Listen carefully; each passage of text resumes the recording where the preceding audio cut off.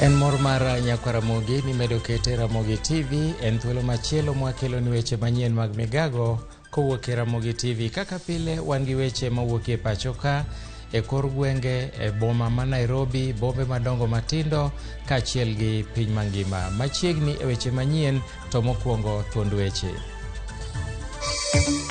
Unfortunately, high rates of children at risk of malnutrition have been noted in Marsabit, Mandera, Garissa, Baringo and Isiolo counties. Piny owacho oyango ni counties auchiel ma pacho ka ni kama rach ahinya kaluwore kod oro kata bed ni onge ng'ama osewito ngimane kaluwore kod ngachi. Dweche adek mokalo nwayudo ka wan gi MRI scan lakini waonge gi CT scan. Nwawacho kendo nwasingo ni en ndalo mapiyo kaka nyalore wabro bedo gi CT scan. Kaunti ma Homa Bay oyudo masin mokwongo mar CT scan mar konyo e ng'iyo tuoche manie del kokalo e lony manyasani. To chenro mar timo bero ne ringre Chiloba itimo kawuono e osiptal ma Moi Teaching Eldoret.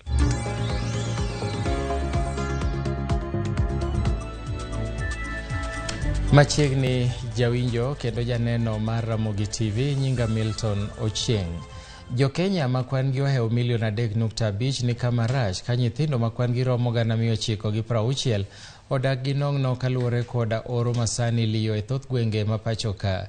Kaluwore koda duol mar NDMA, counties 22 kuom 23 motuo gima koth noke motisi ni asal counties ni kama rach ka counties 9 kuomgi ni kama rach ahinya ka 13 bende koro dwaro resruok mapiyo.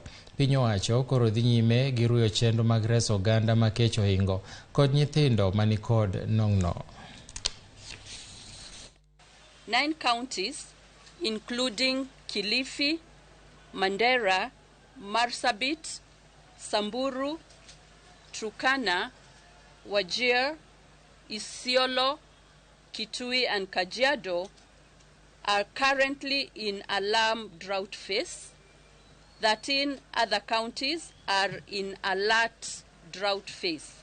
Unfortunately, high rates of children at risk of malnutrition have been noted in Marsabit, Mandera, Garissa, Baringo and Isiolo counties.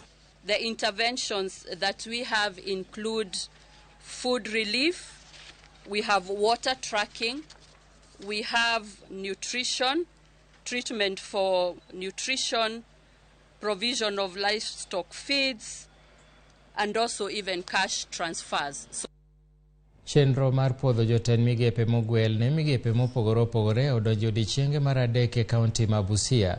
Chenro mitiyo godo mitayo kod jakom Beatrice Kanoti kama moko kuom jodito manie nyim od bura ma Busia okelo kanyakla Timothy Odende mar pur kod lupo. Kamati nero biro dhi nyime kod dayo ogandago e kodhogi kaeto bende jotend migepego ibiro chwal lipot margi ne od bura ma Busia kapo ni gikalo kata girem. And by virtue that you have told us, thank you.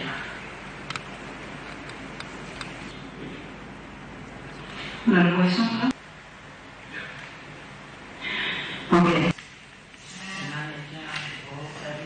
I am very humbled at the opportunity His Excellency Governor Tuoma amenipatia ya kuserve government yake kama chief officer kwa Department of Agriculture.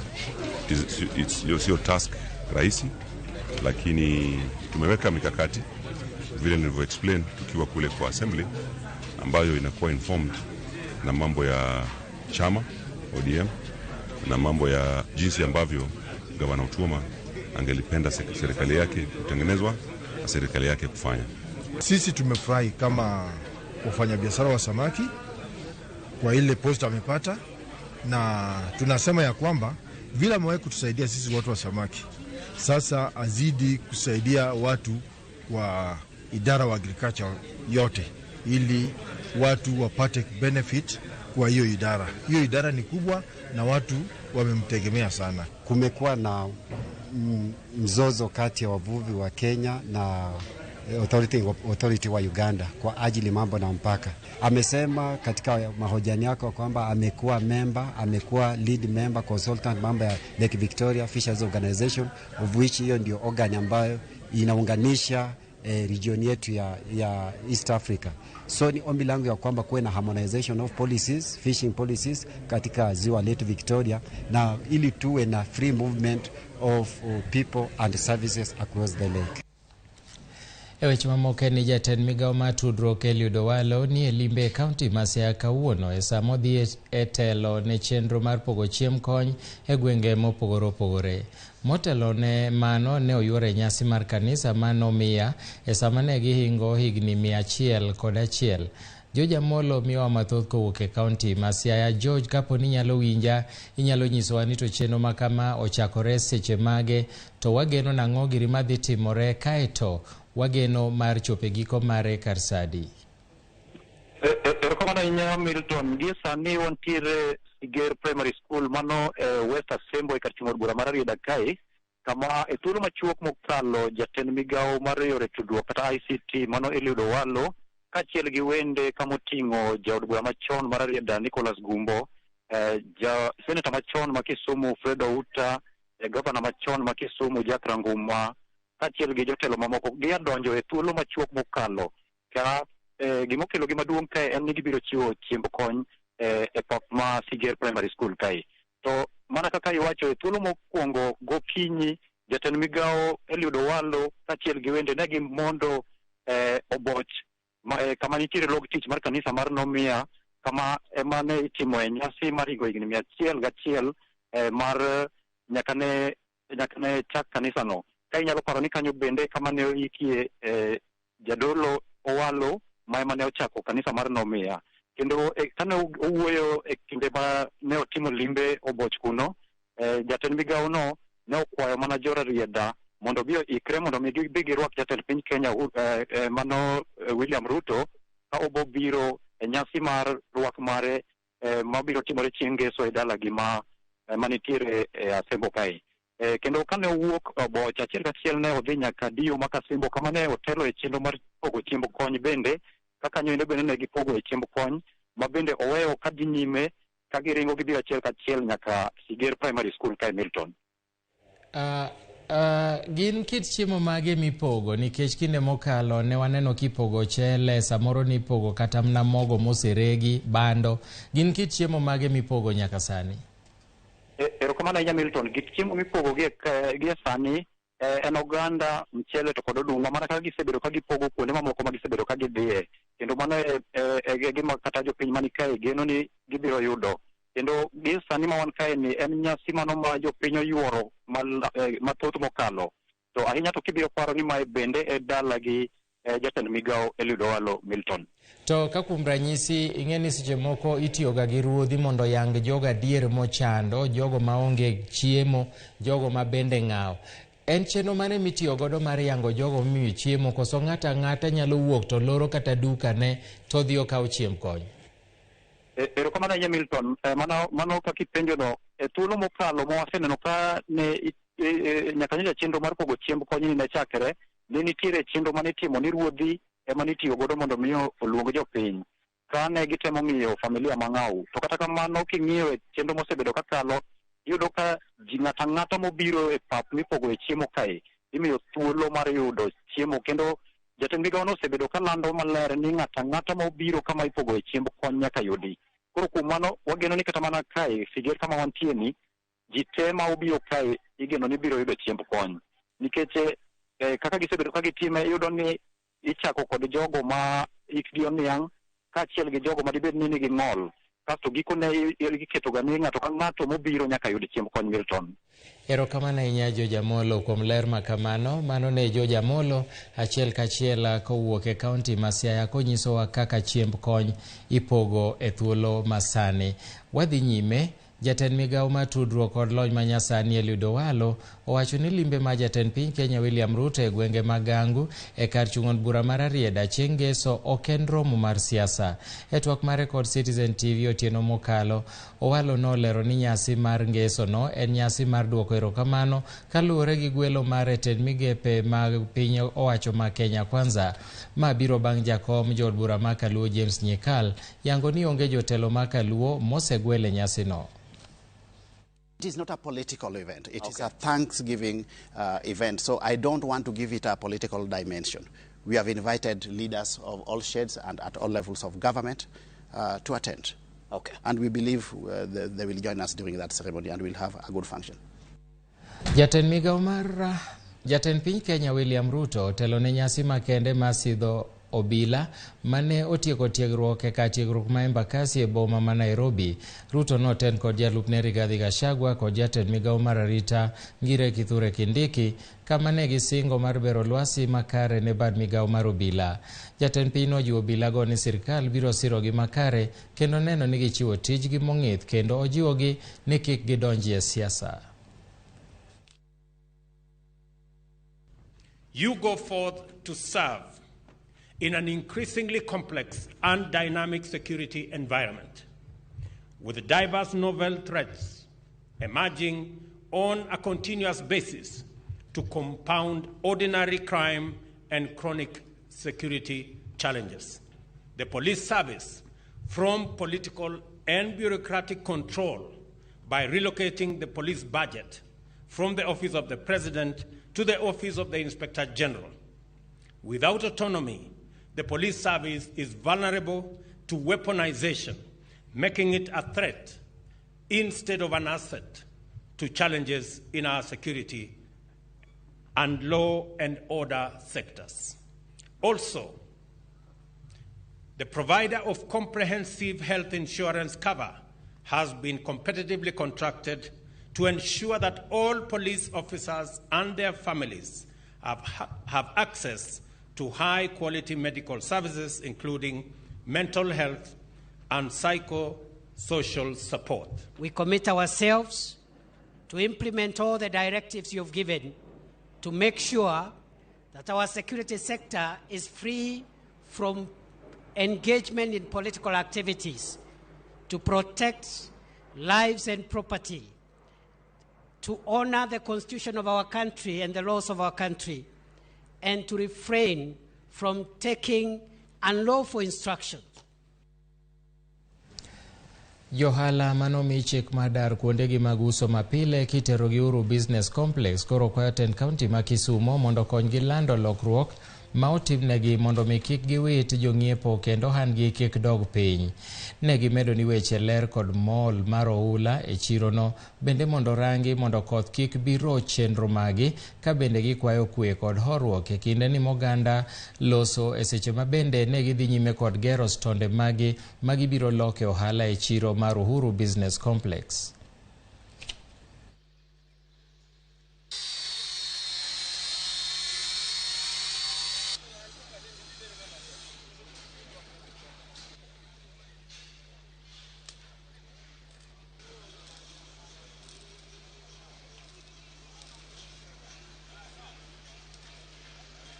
Koro kik ng'ato bed gi luoro ni chiro nigi koko, chiro onge koko.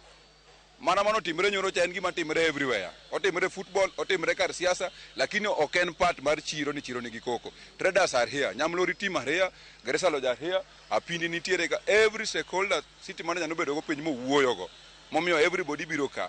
We are not going to demolish every structure outside. Sani wabedo piny gi traders wago kod gi mbaka.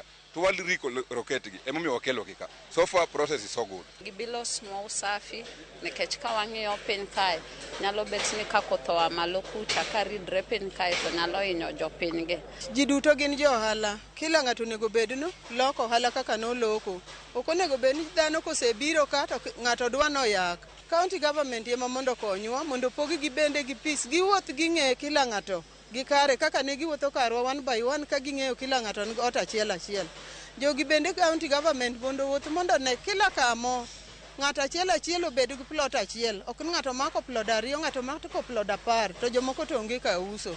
gima nyakwang'eni sa asaya ma idwa tim gimoro nyaka ng'ikni moko bedega kata mutni moko bedega to mutnigo kobete tiloso to ji dhi mbele. Wan ga jonyamluya ng'eny jomoko ne nigi fear, but fear no koro wasegolo kuomgi kendo they are all here. Watemo mana nwa fix gi space mantiere moromo. Jopur mawuok e sub-county saboro duto ma Kisumo koro ijiwo mondo kasre kendo ndikre e chenro madhi nyime mar yudo mbolea ma nengone yot. County Commissioner ma Kisumo Josephine Ouko owacho ni ndika ma kamano dhi nyime kendo rumo machiegni ni emomiyo oganda luwo ahinya to mapuro kik we oko gino bagi. Owacho ni koth osekayo kendo jopur onego chak iko puothegi komedo ni mbolea no biro miyo giyud yot e yore mag pur. Serikali inataka kuleta fertilizer mbolea ila bei ya chini. Wangapi wameandikishwa?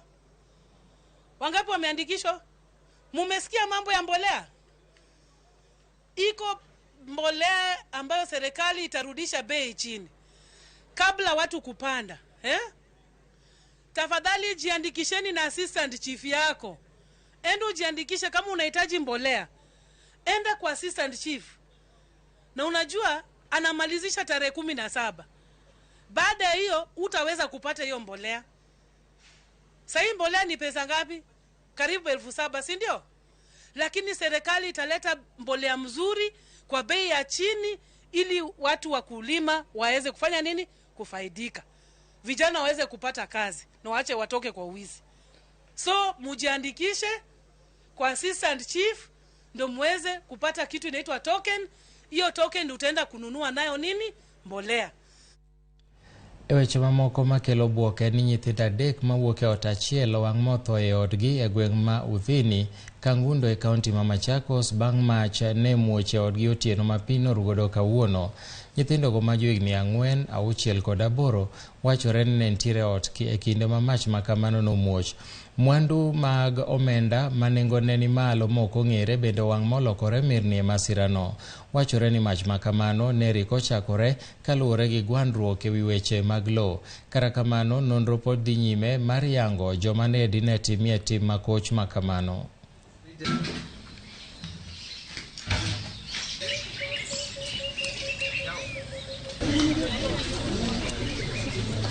This family was in my office yesterday and we tried to solve this amicably, and I could also bear witness that they had a long-standing dispute from the past decades, yeah. So the matter surrounding this is purely on inheritance. Reports were coming in that there were people who were stoning their homestead, but later on it turned to be that the invaders set fire to the homestead, which the occupants disappeared into the bushes to hide, but 3 children who were sleeping in one of the houses got burned. They got burned beyond recognition. Mat Nyasaye ket chunygi kamokwe. Kawadhi weche mamoko en ni bero mar ringre Edwin Chiloba dhi nyime ka thieth maduong' ma Moi Teaching and Referral e boma ma Eldoret. Jabero maduong' mar piny owacho Johansen Oduor ema tayo chenro ma kamano mar yango gima dine kel tho ma Chiloba. Ringre Chiloba noyude sanduk moro mar mabati e ginga paya e gwenge ma Kipkenyo yo Eldoret. Ji maromo 5 osemaki kaluwore gi nek ma kamano, kendo doho ma Eldoret nogolo chik mondo dinnegi kuom ndalo 21 mabiro eka mondo miyo mi thuolo yo mayot ma tieko timo nonro.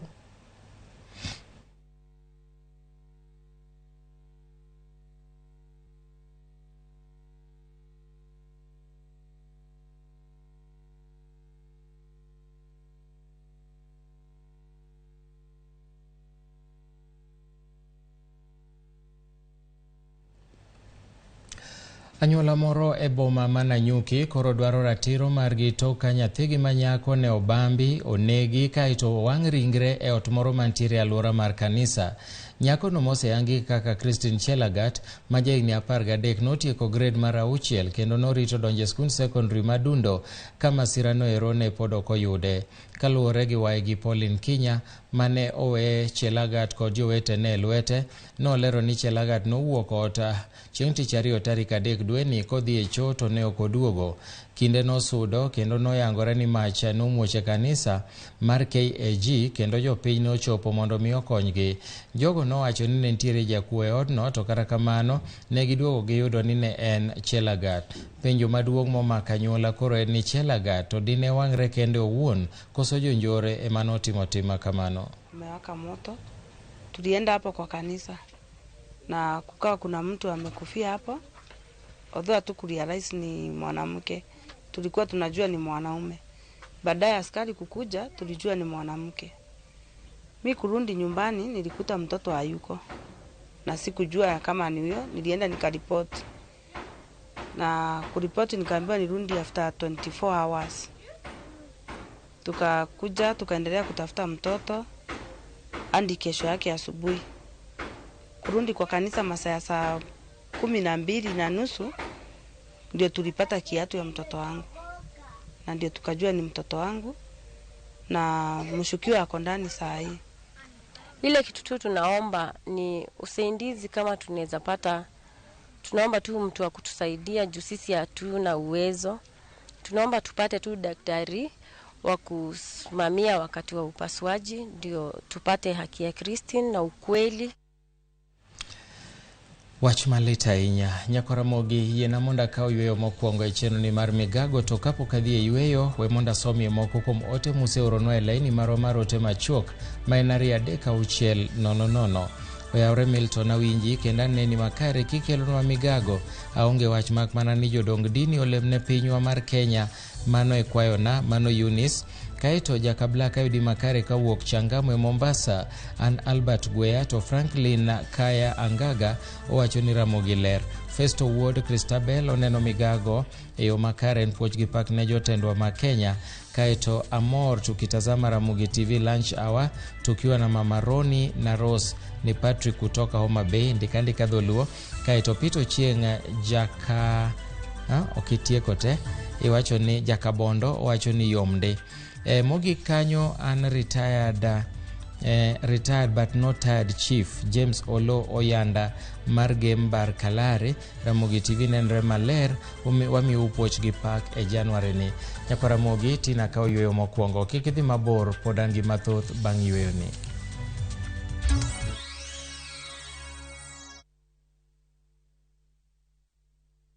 Kaw thuolo makende mar back to school gi January ni mondo yud gige somo mantie offer e nengo moyweyo, kamoting'o stationaries, kalam mag ndiko, textbooks, gige somo, gige ritruok e kind mamoko. Yot mokalo, limana kar agent mar kopia mantie machiegni kodi man kod ranyisi maratong', kata gwel mbui marwa mar www.kopia.co.ke, kata ywa tole namba mar 0800721295 mondo itim oda mari. Parni wakoni mwandu duto ma inyiewo kodwa nyaka kuma intie, nono maonge chudo moramora. Kopia, maisha rahisi.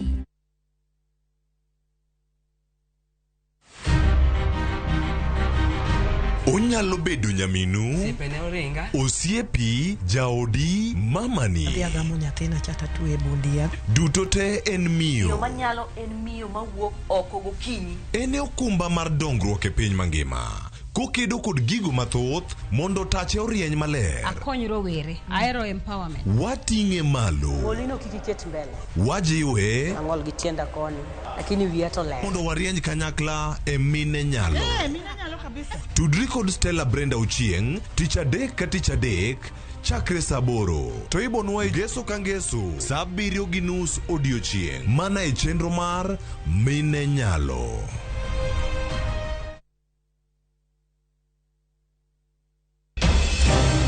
Weche ng'eny sa matin.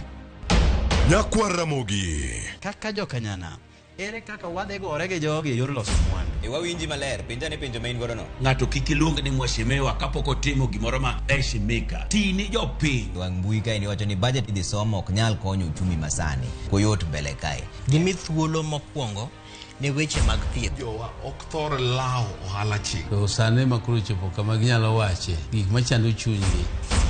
Buch jopiny tudri gi jalendo Trevor Mbija saa 3 otieno mana e Ramogi TV. Kik bai.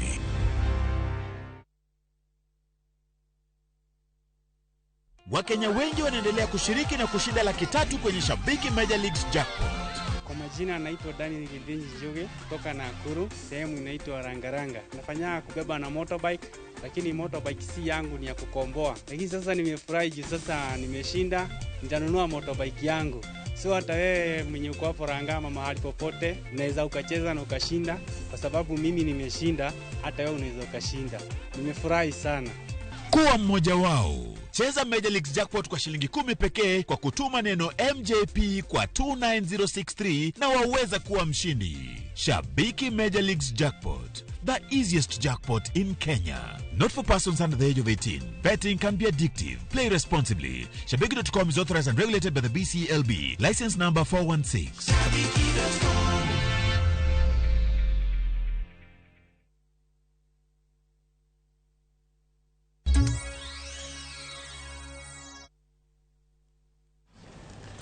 Machiegni kendo chenro mar bero thieth e kaunti ma Homa Bay kawuono nogoje tok osiptal mar Rufaa ma Homa Bay yudo masin CT scan mokwongo.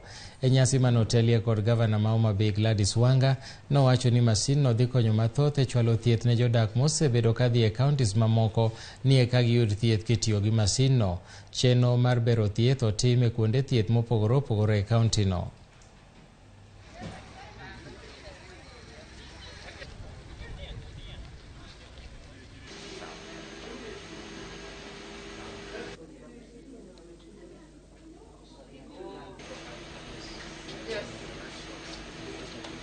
CT scan ni en gima jotuo mang'eny dwaro ni mondo timnegi CT scan.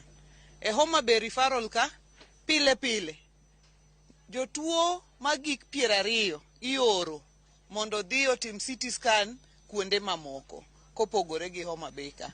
Mane momiyo kawuono wamor nikech kane wabiro ka dweche 3 mokalo nwayudo ka wan gi MRI scan lakini waonge gi CT scan. Nwawacho kendo nwasingo ni en ndalo mapiyo kaka nyalore wabro bedo gi CT scan. Koro kawuono wachopo singo nikech sirikal nyaka chop singo mochiwo. Kawuono wachopo singo mar keto CT scan Homa Bay County Teaching and Referral Hospital. Kawuono jatuo madhi kuongo donje CT scan en jatuo mamiyo Mirunda Beach e Gembe kucho. Kendo osebedo ka jumba 2 kanoore ni mondo dhi otim CT scan to noonge gi nyalo mora monyalo dhigo e CT scan. Koro kawuono idhi gole ward tikele CT tidwoke ward tithiedhe thieth dhi kode nyime. Mano e lokruok mar adiera mwadwaro. Moko kuom weg sikunde mag ji giwegi e kaunti ma Migori koro nigi wich bar tok piny owacho mamalo golo chik ni grade 7, 8 kod 9 biro dong' e sikunde ma primary. Weg sikundego koro chuno mondo mi oger kilese mamoko kod loso moko kuom gige somo e skundegi kaka achiel kuom yore ma keto kare somo e bwo lai manyien mar somo ma CBC. Bende giseo sirikal mamalo kod migawo mar somo kuom koso nywando kamoro achiel sikunde ma ok bibedo gi nyalo mar chopo jopuonjre 45. Gikwayo piny owacho mondo mi ochiwnegi ler mathoth ewi chenro mar somo mar CBC mondo mi giyud yot e puonjo. Kopogore kod achiedhnade mathoth, weg sikundego wacho ni giikore ne puonjo CBC. As a long-serving teacher, I want to believe it will be very impractical because for you to, in management, you need to be organized in such a way that you are able to organize learning effectively. If institutions are merged, for example, if they're not able to have the 45, management issues will arise. For example, how to manage the resource, that is the teachers, and their pay. Because now how will you charge the fees? Because secondary schools is being charged. In which accounts will the fees go to? And how would we jointly spend these fees that will go to the expenditures of the school? I want to believe it's going to be very difficult, a very difficult type of management. It is either a school is able to host or they are not able to host. Watiyo matek ahinya mondo mi wabed gi gimoro amora nyo dormitory nyo pod wan gariyo kende to koro wachak wamedo moro nikech waikore kabisa mondo mi warwak nyithindo mantiere machiegni manyalo bedo ni onge kama ginyalo donje. Koro miyo waseikore kabisa kendo wasetiyo matek mondo mi koponi nitiere rem e skunde mamoko kata moluorore kata mok mantiere Central Kanyamkago kae kamora mora ma nyithindo nyalo bede ni nitiere nikech en wach matek makoro osewuok and nyaka wamakre motegno kabisa kaka jok mantiere line mar education mondo mi wakony nyithindo go mondo system ni odhi adhiya mbele onge otherwise kaka inyalo kethe. To mano ma pod otudore gi weche mag somo makamano bang' kane migawo mar somo golo kaka chenro mag somo dhi bedo ka jopuonjre donjo e skunde ma secondary madundo. Jodito e sekta mar somo e kaunti ma Nandi koro osechako rango kaka skunde ma piny owacho ikore ne sikunde makamano mabiro bedo gi jopuonjre mar grade 7. Jalup komishna ma kaunti ma Nandi Obed Mose ne otelo ne apisas mag somo koting'o jatend loch gwenge, jopuonje kaachiel koda chenro mar rango kaka skunde oikore. Ikruok irango e kidieny mar bedo gi jopuonj moromo, kwan mar jopuonjre, kuonde timo nonro kata laboratory, arita makare school kod kilese. Tuko na checklist ambayo inatuguide, ambayo tunaangalia enrollment, especially tunaangalia enrollment ya wanafunzi wetu mwaka jana ambayo tunaanza kutoka PP1, PP2 all the way mpaka class 8. Hiyo data ambayo tuna correct ndio tunaenda kutabulate, ndio tuone kwamba shule ni gani ambayo itaqualify kuwa na junior secondary. Na nataka kuhakikisha kwamba shule zingine zitakuwa feeder schools. Kuna zile shule ambazo hasita meet ile criteria yetu ambayo ni between 74 and 100%. So wale watakuwa kati ya 74 up to 50% watakuwa feeder schools kulingana na direction yetu ya Ministry ya Education. Sirikal kaunti ma Kajiado ochiwo siem ne jopiny e kaunti no mondo mi kik tho ng'iewo lope mantiere puodho ma Kibiku, mowacho ni nitiere gi buche mathoth kendo ginyalo lalo omenda magi ne achudhe mantiere gi gombo mar yako lo maromo eka 2,800. Kanoloso bang' jopiny moko tero ywak e apise, gavana ma Kajiado Joseph Ole Lenku nowacho ni chenro duto te mar uso lobno ochiwne kum nyaka winjruok mar uso lobno chopie. Jodak ma Kajiado osebedo gi koda kibaji chakre giko mar higa mokalo, chakre kane telo mar kaunti no keta yanga ni nitiere achudhe mane nigi gombo mar yako lobno manengone romo shilingi bilioni 100.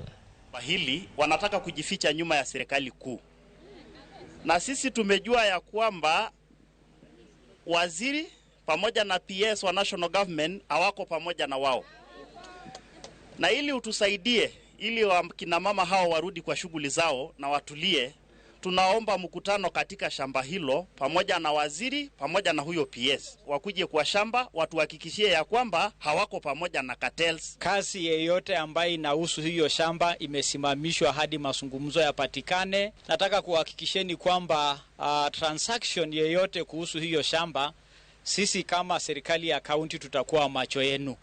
Wale ambayo wamechukua pesa kwa Wakenya ambaye hawakuwa wanajua wanadanganywa, wameanza kuja kwa ofisi yangu, na kama serikali tutahakikisha kwamba hakuna Mkenya atapoteza pesa yake, kwa sababu wale wamechukua hiyo pesa wako na mashamba zao zingine na wataenda kupeana mashamba zao. Anyuola moro e gweng' ma Ujamaa e Likoni, Mombasa koro ywak ne piny owacho mondo mi ojolgi ewi wach duogo e pacho ka nyargi manodhi manyo kibarua e piny Saudi Arabia masani gikoni tuore malich mokalo. Gikoni gisetemo yore duto mag duogo e pacho ka, to kata kamano lek margi pok ochopo e wang'e, nimar agent mane otere kuno bende koro sani ojwang'e kendo ok los kode. Jojaoko nigi ler mathoth kowuok Mombasa. Gweng' ma Ujamaa e od bura ma Likoni, Mombasa. Kae ne ayudo ka anyuola Miriam Makinyi masani okwame piny Saudi Arabia kani kod lit ka gima chandogi en kaka ginyalo duogo pacho nyargino mane odhi manyo kibarua. Ne en mor mar wuongi kaachiel kod dagi kane giwinjo ni oyudo kibarua e piny Saudi Arabia, ka geno margi en ni ne odhi gologi e dhier ma gintiere sani. Ne en ng'at mane kod hamo koparo ni nyalo chupo Arabuni oyudo tich maber, obiro konyo nyithinde, hata an nyalo konyago. Akaja akaniambia, nyanya, mimi ninapata kazi lakini nina kusafiri. Namuuliza kusafiri wapi? Ananiambia nenda Arabuni. Nyako kone no kamano ge chandu kukoro chunyo wacha ni wajia temango. Ate monda meko baba wa bedebe proud father. Kata kamano, morgi ne uduogo lokore kuyo mana bang' jumbe ariyo kane tuo gore kuome maticho tame piny Saudi Arabia kuma ne oyude tij ot. Nene en gi tuo mokwongo kane otere hospital Coast General mane no yudo prison e piny yeka makuro ne ko piny ni ko rame kendo ko piny rame ko sa onge kod yeno mati onge kod hera mati yeye wauma watuma hivyo kazi wauma yeye watuma hivyo kazi ipakasema mimi kazi sitaki tena, nakampeleka nyumbani. Kila mtajiri atanipeleka sawa, kila mtajiri hakunipeleka, ng'ombe ni serikali nipeleke nyumbani. Wuon mare koni nyareno ne ochako ywak kaluwore gi rem kendo oro pichni mage e yor mbui gino mane omedo ludo iye kaachiel kod chuore. An gima dawach onge omeda presa bang'eny makata neno gi ka okadwa manane kako sandore okadwa manane kata duonde ukoro kadwa mondo obit kod ka na wuoyo mang'eny kod no tamo kata wuoyo makoro omeda kata kendo kuyo meda kata tuo mutuma ango ne pod ne lugo ne TB we ango familia yangu niombe nikimbilie kazi, niangalie watoto, nikimbilie vipi niangalie mama, mimi naangalia paka baba. Wachore ni tajiri mare to oramo ni okobiwe thuolo nyaka otiek higni 2 mane giwinjore gi agent, makao kamano to familia ne oduokne pesa gi mane gichulo agent kaachiel kod mane ochung'ne chenro mag wuodhe mondo mi omany jago machielo. Chuore mane odong' gi nyithindo 2 koro ywak ni en masani okawo ting' nyaka mar orone pesa mar yath kata obedo ni en e tich. Mimi ndo tumepia pesa za dawa kiuko. Ani ile hawezi kazi ngumu ila kusimama haiwezi. Kichomtia ubovu zaidi ni kupigwa na kushinda na njaa na nyumba 3 kufanya. Yeye alijua anakwenda nyumba 1. Lakini mtajiri alimfanyisha nyumba 3. Ikabidi aingie ubovu wa ugonjwa, ashinde kazi. Julius Ogogo makedo ne ratich oganda kata kamano seyo agents matero ji e pinje maoko kuom rem luwo chike manitiere kolero ni chal mare ne okonego bed ni oyudo boke mar laktar mayiene dhi kuno. Gin agents bagin gi dich mana kodo mnyonge mit bilie kaga se yudo mit bilie to gidhi e cyber gidhi loso karatasi. Naomba serikali uweze kutoa ajira kwa vijana tarawa pumzike ile mambo ya kuteseka. Tunatoka nchi yetu, watoto wanatoka nchi yetu ya Kenya wanaenda Arabuni kutafuta riziki. Luoro margi ene nyargi no kidek medo hinyore kadiponi okbika okang' mapiyo mar rese. Serikali nisaidia andete. Basi kuna kazi mtoweni aje nyumbani, hakuna kazi mtoweni aje nyumbani. Basi anyuola mar kakine nani? Anyuola margi ni chupokoro kumanya koni kaka Sandrene. Okauna pia chiel uteri idagi moro to mi jirani to ne mama gi pod ngima kora kwao orewe anyuola ne kumora achiel kuom nying Nyasaye.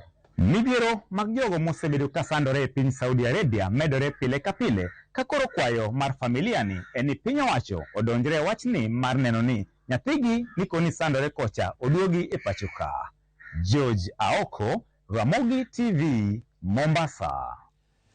Ji ang'wen owito ngimagi e masira ma koch mar apaya manotimore apaya ma Kakamega kochomo Mumias tok ka tie matatu muoch. Kaluwore kod OCPD ma Mumias East Mohamed Mahmud, matatu moting'o jowuoth nobayo yo tok tiende muoch kendo nego ji 3 kanyo ka ng'at machielo to nodhi owito ngimane e osiptal ma St Mary's Mission Hospital e boma ma Mumias. Ji mamoko manoyudo hinyruok bende dhi nyime gi yudo thieth e osiptalno.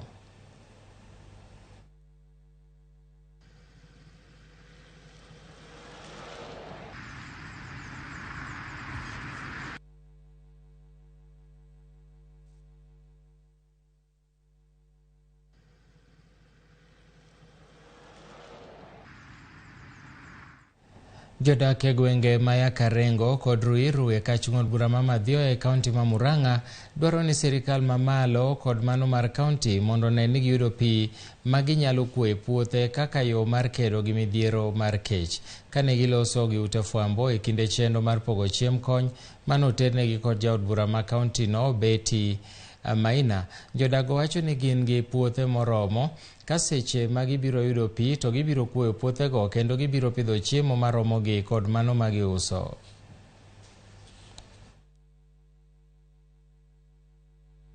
My urge, I would call the government to ensure that we provide sufficient water because we have the water towers. Maji, we have a lot of water from Abadea. Abadea forest is not far from here, so it's a matter of connection, a matter of developing infrastructure and connecting the water to the consumers. It's a minor issue. When it comes to water to do with irrigation, we have even River Madhio that is a very big river that connects with the River Sagana to downwards to Tana River. So the water, it's when we talk about constructing a water dam, it's just a 4-wall.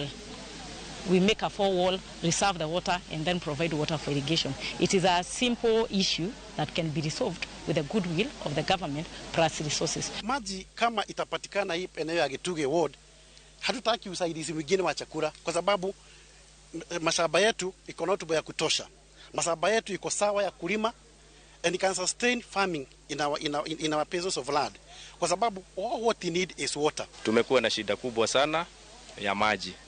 Manake tuko na mashamba lakini hatuna maji. Hiyo ni kumaanisha wakati tunafanya ukulima yetu tunategemea maji ya mvua. Sasa hiyo imekuwa changamoto sababu wakati mwingine wakati hakuna mvua tunakosa kupata nafaka. So tunaomba kama inawezekana tupate maji hii ya pipe, inaweza tusaidia sana.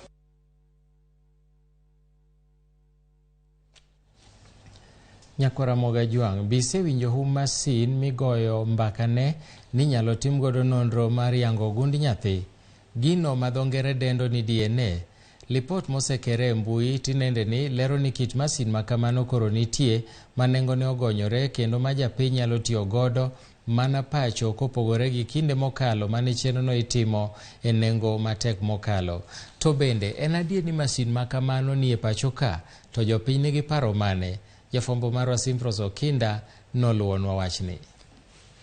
Tok wach wuok ni masin moro wuok manyasani ma inyalo ti godo e yo mayot kendo nengo moyueyo mar fwenyo gund nyathi kata DNA. Thoth oganda nonure mbui mag tudruok ka gigolo pachgi e wi lony manyasani no ka kwan joma kwede kod joma sire ne dwarom. Joma kwede wacho ni onyalo biro ketho udi, ka joma sire to wacho ni adiera ber kata lit. Gini owinjo weya malo kuma ne nitie cha mondo mi kata ka ng'ato dwani oti kode to nyako sacrifice, lakini kokete bei matin to joma ng'eny dhi bedo wasumbni mondo mang'eny dhi bedo maonge chuo. Ber ka otim DNA ma kata ka ng'ato wacho ni mane wuon nyathi to ong'ere ni mane wuon nyathi. Thoth oganda kata kamano wacho ni berne gi rachne romre. Kitu ya kwanza ni reachable. For example, mzazi kama mzazi atajua kama hao watoto ni wangu au watoto si wangu. Kitu ya kwanza, lakini pia inaweza leta shida katika familia. Kitu ya kwanza ni familia imekuwa inaishi vizuri, si ndio? Na ikiishi vizuri kitu kije itaanza kuleta vita katika familia. Kwa hivyo mimi naona ikuje isikuje. To benadier ni masini ni itiyo godo timo nonro mar DNA e ot. Dennis Miskela en laktar. Na gima chalo mana kitamba moro kata pamba moro minyalo choko godo law kata kodhi moro minyalo choko godo sample kum ng'amidwa pim. Ok en machine mikawo to choka remo kama kagipimo kata HIV cha to tango ni result. Hapana, Bende Miskela lero chike matayo chenro mar timo DNA ma ochuno nyaka lugi jogo madwaro ng'eyo nondgi. Ogina yini nyewe siling 800, 900. Kese kao kitambano, kata pambano. Michoko godo kata lau, kata thinyo, kata lach. Mitinge. To nyakitinge itere laboratory, kata afisi. Kata hospital mo yie ni timo test no. Kodi kao gino tidhi godo lab. Kata kar pim. Tuntie form ma in e-sign. Kata igo iketo koki. To nyawaducha be nyaka ket koke. Permission mar consent kata thuolo nyaka jonyuol ariyogi bedgo. Pimono inyalo time private laboratory kata mag piny owacho ma ang'eyo ni luongo pesa mang'eyo mathin mogik en 15,000. Kopogore gi ng'eyo wuon nyathi hie, nonro mar DNA bende itimo e nono weche mag njore. Kata sikino kata ka jomoko okwanyi ringre ng'ato kotho to ji kia ni ong'ama chal nade, DNA go ikawo ipimo. Kata mana DCI timo kata ka ng'ato obambi, nyako obambi to jangi ng'ama no bambi. Idhi ti collect sample kuom miyo mo oido tabuni to idhi tipimo tinge ni ng'ani no ng'ama kama. Gie sani piny owacho ma pachoka pok opuodho mondo masindni odonji e pachoka. Sasa umekuja kwa akili. Ne jo Kenya koro wamire mana kinde mar ng'eyo kaka lony manyasani ni biro kelo lokruok e sekta mar thieth ahinya e ng'eyo nond oganda. Ne Ramogi TV nyinga Simfros Okinda. Erokamano ahinya Simfros Okinda. Anta agombo ni moro mondo bedie mako tim DNA to kar mondo wach ni ng'ane wuon nyathi to kelo face mar wuon nyathi. Kori neno lendo wang'i. Adwa ni mondo akaw yweyo to kapok adhi e yweyo an Beryl kawuok Odira County ma Siaya Ramogi ler mokalo. Machielo bende wacho ni Ramogi TV landa habari maler ayiego Anambuga Jakombija. Kaeto Mondi Odongo kawuok Bongo Kanya Doto wacho no yweyo masafi. Nicholas Markade Mayego wacho ni happy lunch. Ramogi aneno Migago maler to wacha CBC no owinjo ng'adnwa bura mogik. An Jack Mulala from Kameji. Hilary Wood Nyako Yugi waneno Ramogi maler. Sharon kawuok Kisumu. Milton Awuor aparo ni ote ni nong'adore ok anene maler ahinya. Kara kamano nyako Ramogi pod ok atieko, pod aduogo ka gi weche mamoko mathoth omiyo kik idhi mabor.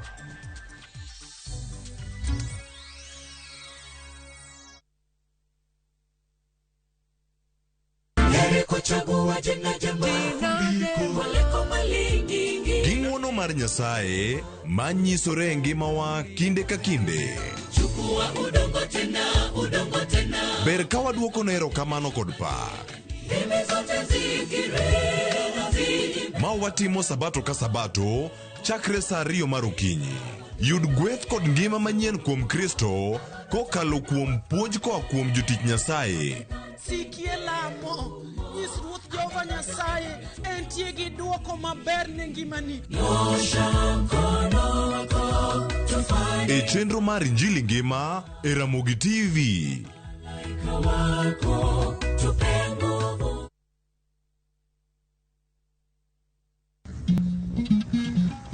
Oganda en kitgi.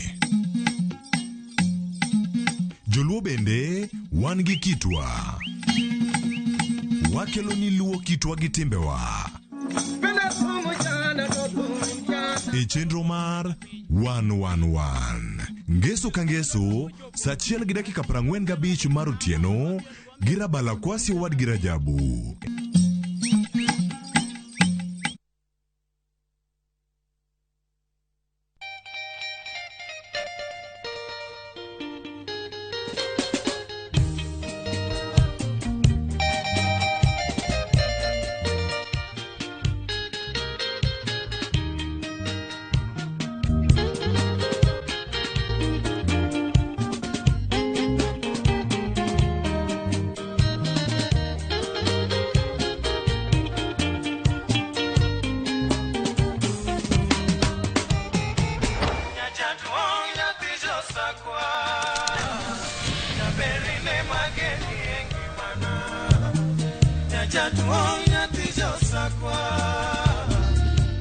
Radio Ramogi, Cartoon Jaluo. Radio Ramogi.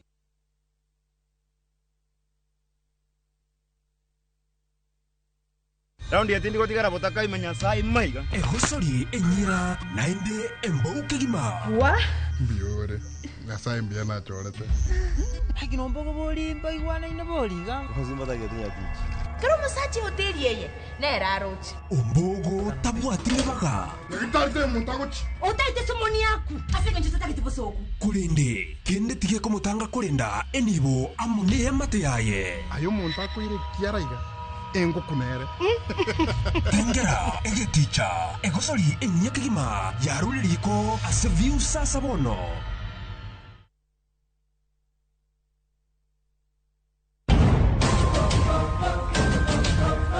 Ngima iye okikore. Samoro rieny. Ero kamano. Kawuono biro wacho mana weche mamoro. Ka samoro to iye tek tweta. Ana yie monda to. Yo ka yie mondi tim gik midwaro go. Seche moko jadwar lokore le ma ipedho. Shrata.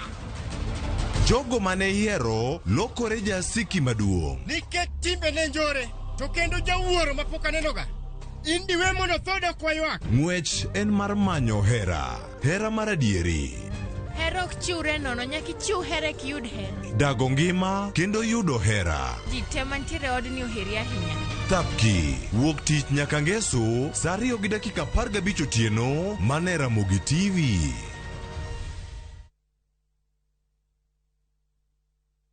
Winning on Shabiki.com is getting easier. Enjoy highly boosted odds on Shabiki.com.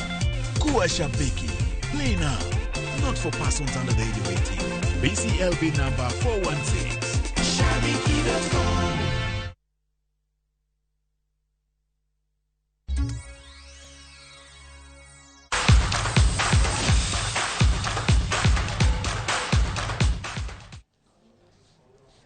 Machiegni kweth jotelo mag FIFA mosebedo kanie limbe pacho ka nyotieko wuodhgi e gino magitiso ni nono chal mar Kenya e weche mag adhula. Motelo ne limbeno, Kenya nogolne oko kum manoketnegi FIFA e kinde mokalo. Kweth jotelo mag FIFA gonyo gin kaachiel gi Gelson Fernandes, ma en jakanyo mar Association for Africa, kod Solomon Mudege, ma en jatelo mochung'ne dongruok kod chenro.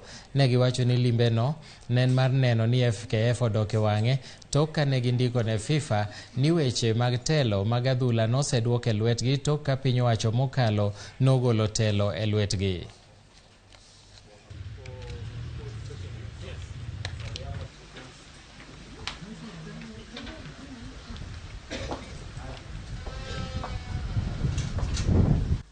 For us.